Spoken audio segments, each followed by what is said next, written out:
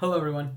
So in the last video, there was something mentioned about the certificate of eligibility and rather an update on the papers that we need to turn in. Today, I wanted to go over exactly what you need to turn in to Borderlink so that they can start building a profile and you can apply for your visa and certificate of eligibility. The first thing that Borderlink sends you is the Certificate of Eligibility Application Guide, a literal paper that says this is what you need to turn in. They'll give you kind of a checklist that you can check off as you're turning that in. Submission checklist. Some of these items will have been asked of you beforehand during your initial interview stages, like an official ID photo, a 3 centimeter by 4 centimeter tall photo that they're going to use as your profile picture when they start the application process for your certificate of eligibility. The copy of your passport pages, I distinctly remember sending those in even before I went through the one-on-one interview. And they asked for 2 different things. They asked for my passport photo, the front page, and then anytime that I've been in and out of Japan. So I needed to send those as well. The signed written oath. Now the signed written oath basically tells you that you were kind of obligated under the Borderlink code to kind of go to the schools that they want you to go to, though your suggestions are taken into consideration. A majority of it's going to be like, Borderlink decides where you go. I'll read it to you. The second one says, I agree to make no formal objection if the hiring offer is rescinded in the following cases: that you can't get your visa, you aren't able to get employment within the time frame, you're not in good enough health in order to operate. If Borderlink determines that the potential employee does not have the necessary funds for the cost of living by the time the employee starts working. Start saving now if you're going, because they recommend having about $5,000 in the bank.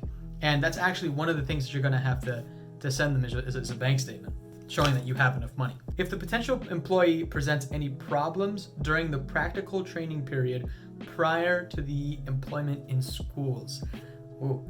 And then if during the practical training period, Borderlink determines the potential employee lacks sufficiency in a necessary skill, such as leadership or communication abilities. If the potential employee fails to abide by Borderlink's instructions, if the potential employee is discovered to have reported falsified information. So if any of these things have been found of you, or you aren't performing up to standard, which, they're hiring people who don't have any experience really, so I don't think they're going to go that hard on you. If any of these things have been found of you, they do have the potential to fire you. You need to sign this in order to work for them. Take that as you will. The next thing is the official cover letter. Now, you probably have sent this in beforehand, but it's not a bad idea to send it in again. It's kind of a cover letter as to why you'd like to work with Borderlink, or like a normal cover letter. The guarantee of employment. The guarantee of employment is basically just the job offer, and then you sign the date, and then you sign your name basically saying that you accept the job offer, and you have to scan this and then send it to them, just like all these other papers. One of the cooler ones that I thought was that they issued you your katakana name.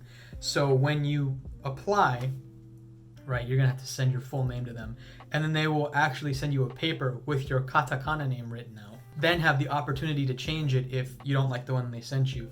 But I think that mine is pretty cool. I've never seen my middle name written in katakana, but my first and last name, they are the same. And then Borderlink is going to email you 2 links. One for the general education history and the next one for the employment history. And they want to go over your education and kind of pull the past out and see exactly like which schools you went to from which time frame to which time frame. And this is all self-reported.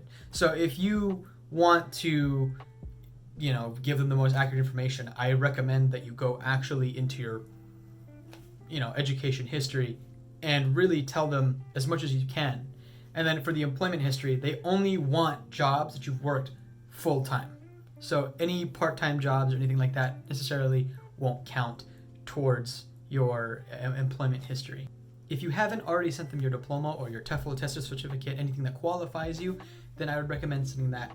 You would also need to send them copies of official transcripts from the university that you attended. And then lastly, the thing that they request is a bank statement. And I would recommend sending them every and all accounts that you have, your checking, your savings, any other bank stuff that's going to say that, oh, I have money in the bank and I have enough to support myself for the first couple months in Japan. Once this has all been sent in, you're just going to have to wait a little bit, and then they'll get back to you about certain things that need to be either resent, or they'll have questions for you. So just keep an eye on your email. Mind you, you only have about 10 days to turn all this information in. And I believe I was sent this information on October 20th, and they wanted the information back on October 29th. So I had about 9 total days in order to get this information, and a lot of it is very easy. They just want you to sign a bunch of papers. So, keep that in mind. But that's pretty much all the stuff that you needed to turn in for the certificate of eligibility. I will let you know exactly when I hear back from Borderlink. I wanted to say thank you for spending some time with me today and even looking at this video. I'll see you in the next one.